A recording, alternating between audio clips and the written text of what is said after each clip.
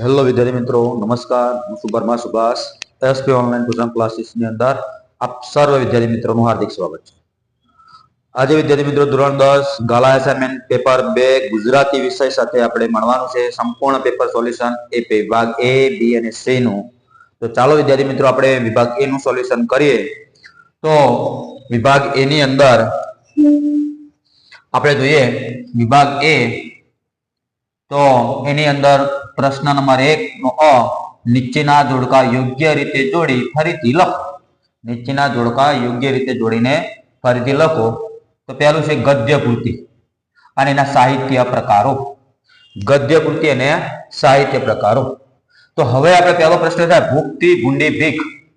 ભૂખથી ભૂંડી ભીખ શું નવલકથા ખંડ છે, આત્મકથા ખંડ છે, નવલિકા છે કે નિબંધ છે? તો આપણો પહેલાનો આન્સર થાય નવલકથા. શું આવે? નવલકથા. શું આવશે?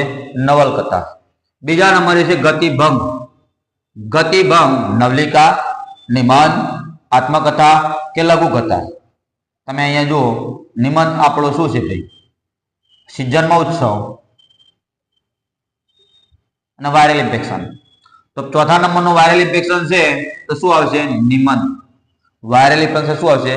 નિબંધ. ગતિભંગ લઘુકથા. ગતિભંગ શું આવશે? લઘુ નવલકથા. અને જન્મોત્સવ નવલિકા. જન્મોત્સવ શું આવશે ભાઈ? નવલિકા. તો આ પ્રમાણે આપણે ગદ્ય કૃતિની અંદર છે. તો પહેલું આપણે જોઈએ પહેલાનો ક, પહેલાનો ક, બીજાનો ઈ, ત્રીજાનો અ, ચોથાનો બ. આ પ્રમાણે તમારું શું થશે ભાઈ? અહીંયા જવાબ આવી થશે. બીજા નંબરનો પ્રશ્ન છે કૌંસમાં આપેલા વિકલ્પોમાંથી યોગ્ય વિકલ્પને પસંદ કરી ખાલી જગ્યા પૂરો. શું કહે છે ભાઈ? કૌંસમાં આપેલા વિકલ્પો યોગ્ય વિકલ્પ પસંદ કરી ખાલી જગ્યા પૂરો.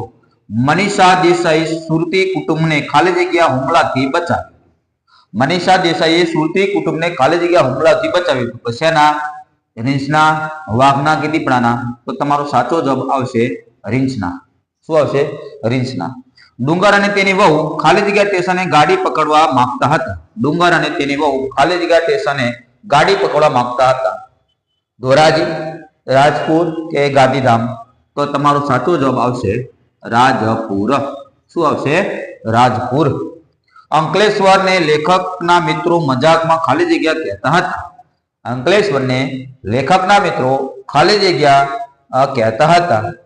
તો શું કહેતા ભાઈ? દુર્ગેન્દ્રેશ્વર, દુધેશ્વર કે ગંધકેશ્વર? તો તમારો સાચો જવાબ આવશે ગંધકેશ્વર. શું આવશે ભાઈ? ગંધકેશ્વર. શ્રીમદ રાજચંદ્રે લખેલા તત્વજ્ઞાન ભરપૂર ચિંતન ગ્રંથ ખાલી જગ્યા છે પુષ્પમાળા, મોક્ષમાળા કે ભાવમાળા?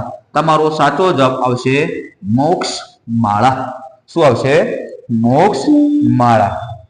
તો આ હતા ભાઈ વિભાગ એ ના. આપણે જોઈએ કે ભાઈ 4 ને 4 8 સાહિત્ય પ્રકાર અને ગદ્ય કૃતિઓ, અને ત્યાર પછી આપણે ખાલી જગ્યા પૂરી. હવે આપણે જોશું એક વાક્યના જવાબોની અંદર. તો એક વાક્યના જવાબોની અંદર જોઈએ માતાએ કયા ઘાટ ઉપર આવેલું છે? તો જોજીલા ઘાટ. ધ્યાન રાખજો. આબા પટેલ એમના મામા એ કઈ બાબતની ભલામણ કરે અને એનો મનનો ભાવ હરવો પડ્યો? તો આબા પટેલે એમની દીકરીના સગપણની વાત, દીકરીના સગપણની વાત કરી અને એમના મનનો ભાર હળવો કર્યો હતો. તો અહીંયા તમારે એક વાક્યના પ્રશ્નો છે. પછી હવે 3-4 વાક્યના જવાબ. લેખક ગુણવંત શાહના મતે ડોક્ટર પાસે ક્યારે જવું જોઈએ? તો અહીંયા આપણે જોવાનું છે રાજકોટ છત્રી લેવા જવાની વાત સૌની મૂર્ખામી ભરી લાગતી હતી, કારણ કે લેખક મુસાફરી કઈ રીતે યાત્રા બની હતી ભાઈ? એ તમારે જોવાનું. રેસના ઘોડાના આધારે બાળકના ઘડતરમાં અડચણો બનતા પરિબળો ખાસ ચર્ચા કરો. ભૂખથી ભૂંડી ભીખ વાર્તાના આધારે કાળુની માનવતા વર્ણન કરો. ઢોલી ઘોડી વફાદારીને ખાનદાની રીતે તમારે વર્ણન કરવાનું છે. આ લોંગ પ્રશ્નો છે એટલે આપણે એની ચર્ચા કરતા નથી. લોંગ પ્રશ્નો કેવી રીતે લખવાના હું તમને આગલા વિડીયોની અંદર જણાવીશ. ત્યાર પછી આપણે જોવાનું છે વિભાગ બી. વિભાગ બી ની અંદર આપણે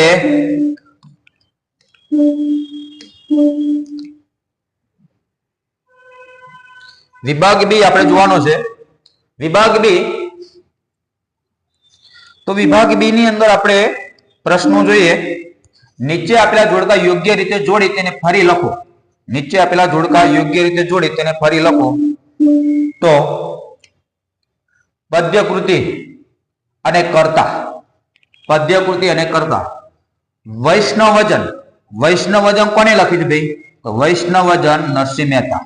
કોને લખ્યું છે ભાઈ? નરસિંહ મહેતા. શીલવંતી સાધુ, શીલવંતી સાધુ શું છે ભાઈ? કોને લખ્યું છે? ગંગા સતી. એક બપોરે, તો એક બપોરે કોને લખ્યું છે ભાઈ? રાવજી પટેલ. માધવ દીઠો છે ક્યાં? કોને લખ્યું છે ભાઈ? હરીન્દ્ર દવે. તો તમારો સાચો જવાબ છે 17 નો જવાબ આવશે 17 ક, 18 શીલવંતી સાધુ, તો ડ, 19 આપણે જોઈએ માધવને દીઠો છે ક્યાં? તો બ, અને 20 નો જવાબ એક બપોરે, તો અ. આ તમારો સાચો જવાબ બનશે. ત્યાર પછી વિદ્યાર્થી મિત્રો આપણે જોઈએ બ. બ ની અંદર આપણે જોઈએ કૌંસમાં આપેલા વિકલ્પોથી યોગ્ય વિકલ્પને પસંદ કરી ખાલી જગ્યા પૂરું. હવે તમે જો મોરલી ના હાથમાં શ્યામના નામનો ખાલી જગ્યા ઉગે છે, તો શું ઉગે છે ભાઈ? ખાલી જગ્યા નામનો શ્યામનો, તો મયંક ઉગે છે. તમારો સાચો જવાબ શું આવશે ભાઈ? મયંક. ગંગા સતી ખાલી જગ્યા વારે વારે નમવાનું કહે છે. કોને કહે છે ભાઈ? ગુણવંત, ધીમંત કે સિલવંત? તો તમારો સાચો જવાબ શું આવશે ભાઈ? સિલવંત. શું આવે છે? સિલવંત. ગરીબ સ્ત્રીની ચૂંદડી ખાલી જગ્યા સુધી સાથે રહે છે, તો લગ્ન, કફન, પિયર? તો તમારો સાચો જવાબ શું આવે છે ભાઈ? કફન. ખાલી જગ્યા હાઈકુમાં અક્ષર હોય છે. હાઈકુમાં કેટલા અક્ષર હોય છે? 3, 17 કે 21? તો કેટલા અક્ષર હોય ભાઈ? 17. તો એની જોડ કેવી રીતે છે? 17 ને 5 + 7 + 5 એમ કરીને તમારા 17 અક્ષર થાય છે. તો વિદ્યાર્થી મિત્રો આ હતા ભાઈ વિકલ્પ. આપણે શોર્ટ પ્રશ્નો જોયા. હવે ત્યાર પછી આગળના વિડીયોની અંદર આપણે જોઈએ કે આગળ આપણે જોઈએ કાવ્ય નાયક. અહીંયા તમે જો ચાંદોલી લોકગીતની અંદર ચાંપલિયાની પાદડી કોને કહે છે? તો ચાંપલિયાની પાદડી દેરાણીને કહેવામાં આવે છે. હવે અહીં જો આપણે વિભાગ સી ની અંદર મોસ્ટ ઇમ્પોર્ટન્ટ પ્રશ્નો છે ભાઈ. વિભાગ સી આપણા માટે ખાસ છે કે વિભાગ સી ની અંદર નીચેના શબ્દોની સાચી જોડણી શોધીને લખો. સાચી જોડણી તમે શોધીને લખવાની 33મા નંબરનો પ્રશ્ન છે. ઉત્તરેણ, તો ઉત્તરેણની સાચી જોડણી તમે ઉત્તરેણ આવી રીતે લખાયેલું છે ભાઈ. આપણે કલર બદલી દઈએ.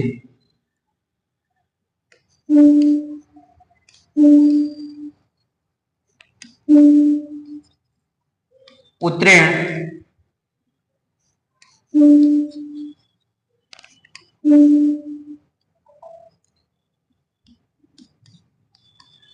તો આની સાચી જોડણી શું થાય? ઉત્તરેણ છે તો ઉ કેવો હશે ભાઈ? અડધો હશે ભાઈ. આ ઉ નાનો હશે, ઉ પછી ત્રેણ,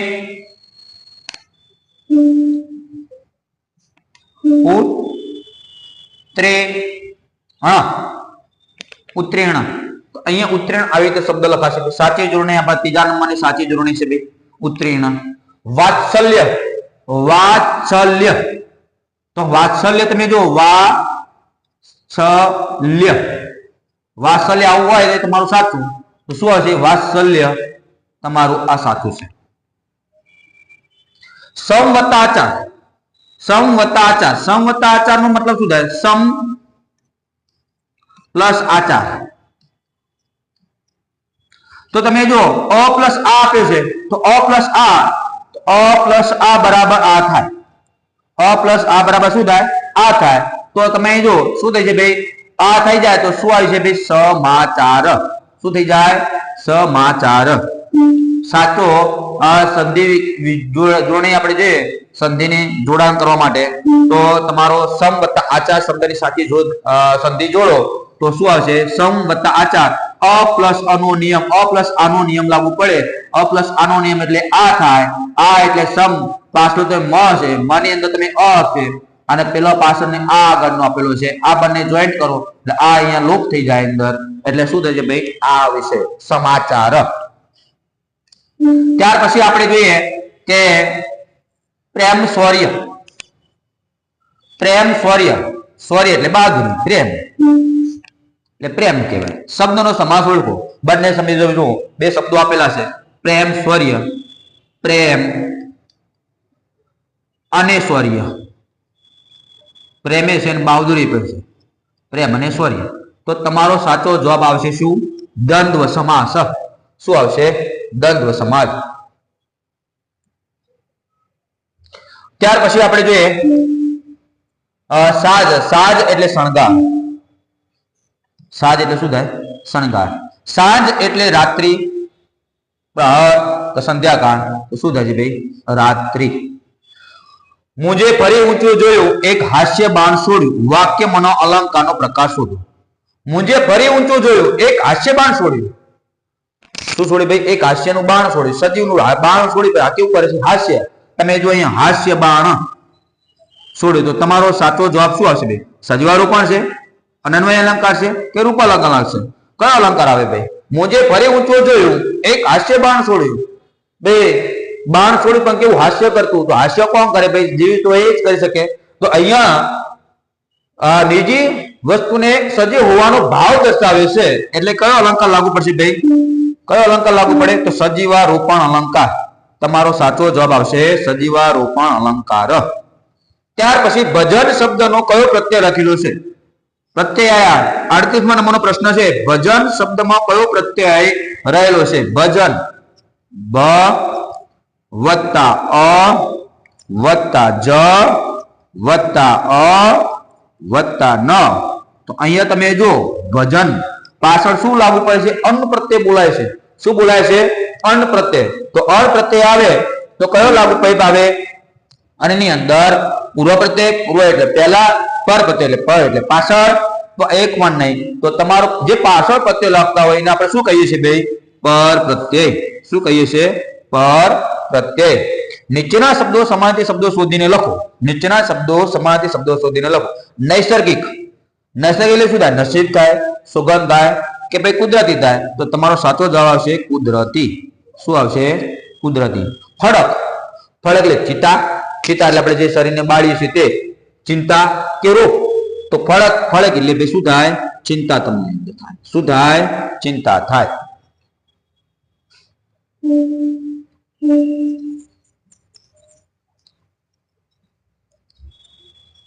ત્યાર પછી આપણે જોઈએ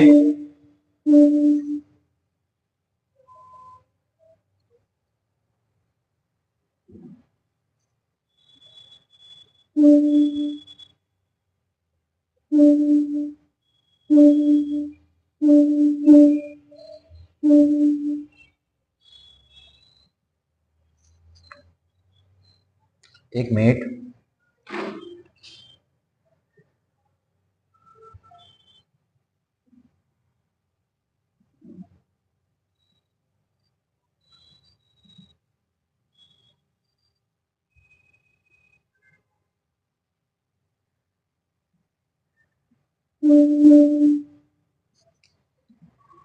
તો ટેકનિકલ પ્રોબ્લેમ આવ્યો છે.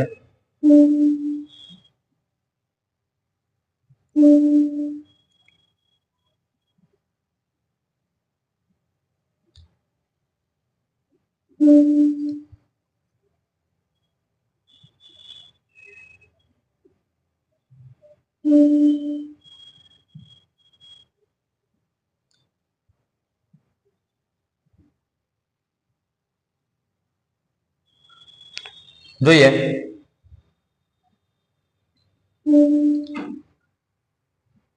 તૃષ્ણા.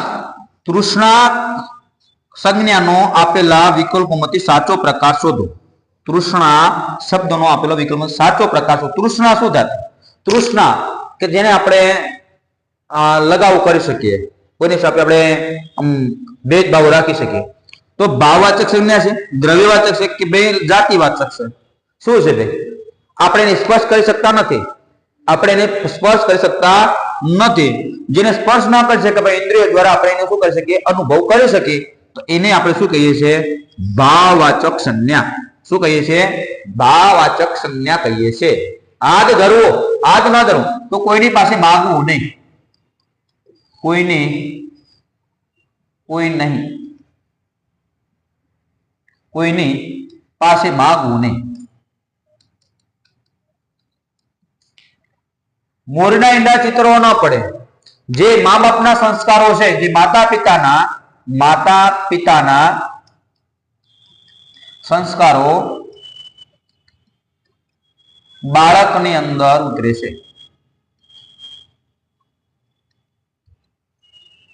માતા પિતાના સંસ્કારો અહીંયા આપણે લખીએ છીએ. માતા પિતાના સંસ્કાર બાળકની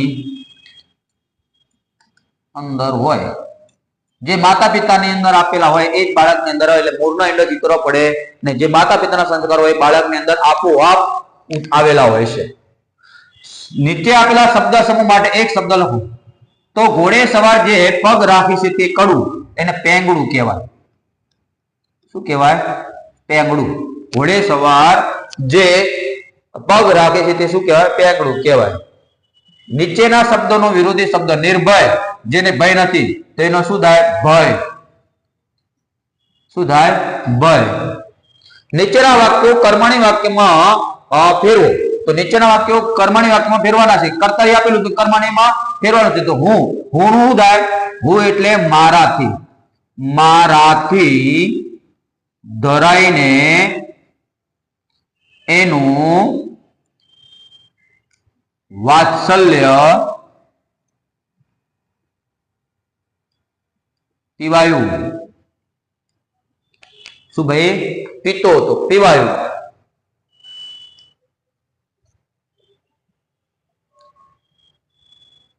ત્યાર પછી હાવ તો સાવ. નીચેના વાક્યમાં વિશેષણ શોધી તેનો પ્રકાર જણાવો. આ તાજા પડેલા હિમમાંથી હું છેતરાયો છું. હિમ કેવો પડે ભાઈ? તાજો. હિમ કેવો પડે ભાઈ? તાજો. તાજો શું થયું ભાઈ? એનો ગુણ.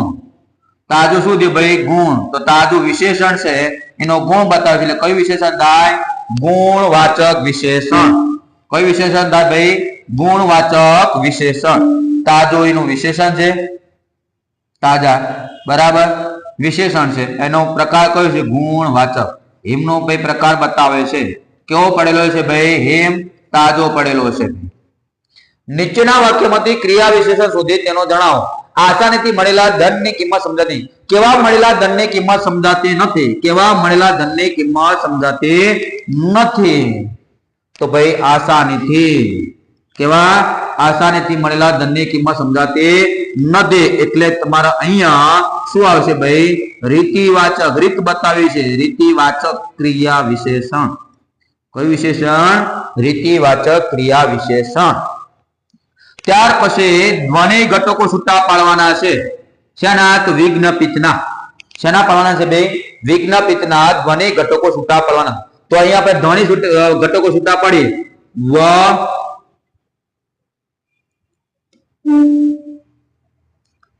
વ પછી ઈ નાનો,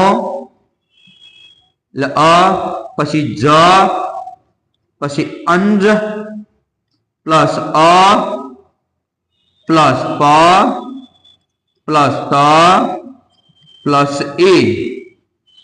આ પ્રમાણે તમારે શું પડશે ભાઈ? ધ્વનિ છૂટવું પડશે. ધ્વનિ એટલે અક્ષરો તમારે છૂટા પાડવાના થશે. ત્યાર પછી નીચેના વાક્યનું પ્રેરક વાક્યમાં રૂપાંતર કરો. પ્રેરક વાક્યમાં રૂપાંતર કરવાનું છે. મેં એને બાળ કથાઓના પુસ્તકો ભેટ આપેલા. તો મારાથી એને બાળ કથાઓના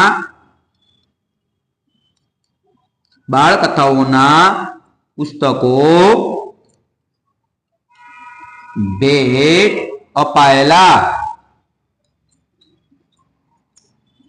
ભેટ અપાયેલા.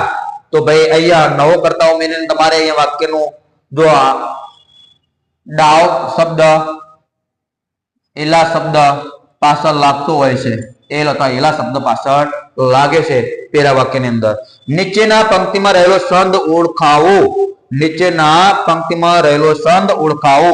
અંતરની એરણ ઉપર કોની પડે હથોડી ચેતનરૂપ. સંદ ઓળખાવાનો છે.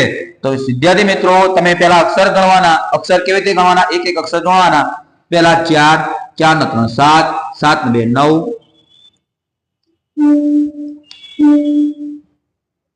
7 ને 2 9, 9 ને 2 11, 11 ને 2 13,